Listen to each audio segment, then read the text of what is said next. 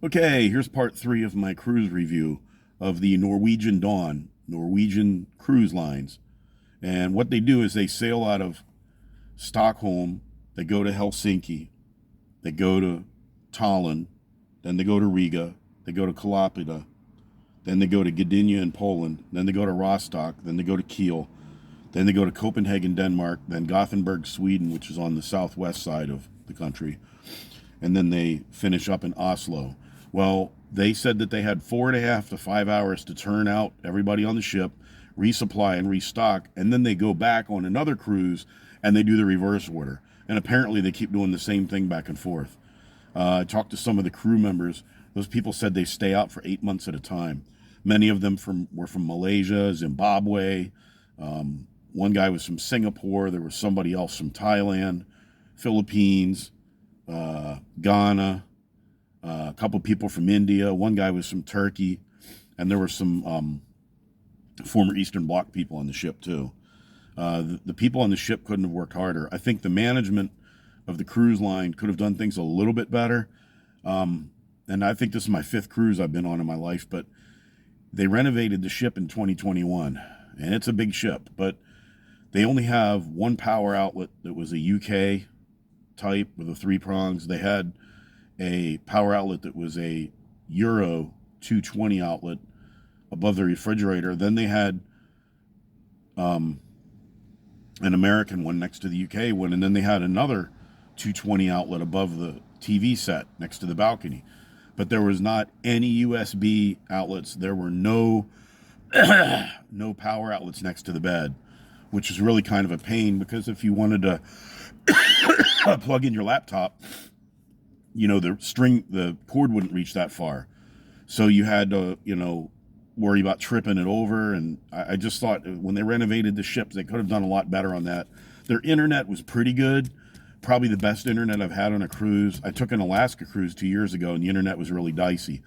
The internet on this ship, it was expensive as hell, but it was very good, for the most part. But you can only have one device connected. So I typically left my laptop on.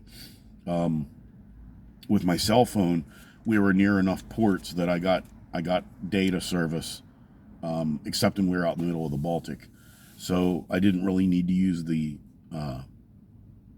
internet on my phone very much, but you had to log off one device and log on the other one.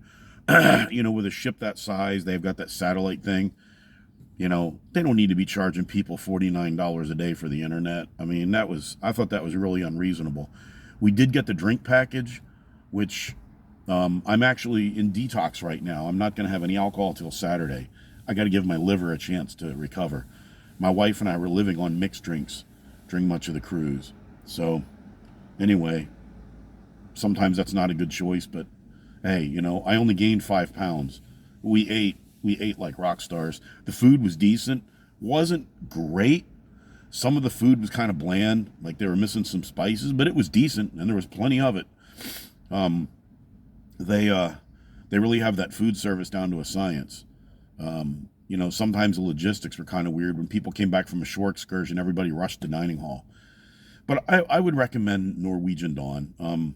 I did get a survey from them. I'm going to fill it out. I'm not going to blame them for catching COVID on the ship. I caught COVID on the Alaska cruise 2 years ago, and this is my 3rd time with it. The first time I had COVID was in Vegas. They didn't have a vaccine or anything. And then I in 2021, I took the jab and I took the booster, and then I was fine. But when we went to the cruise in 2022, my wife and I both came back with it, and she had 3 boosters. Well, she got COVID 2 more times, and I didn't get it. So she's had it 4 times now, but as of this morning, she didn't have it, and she didn't have any symptoms, but I did. You figure on a ship like that, it's a floating petri dish.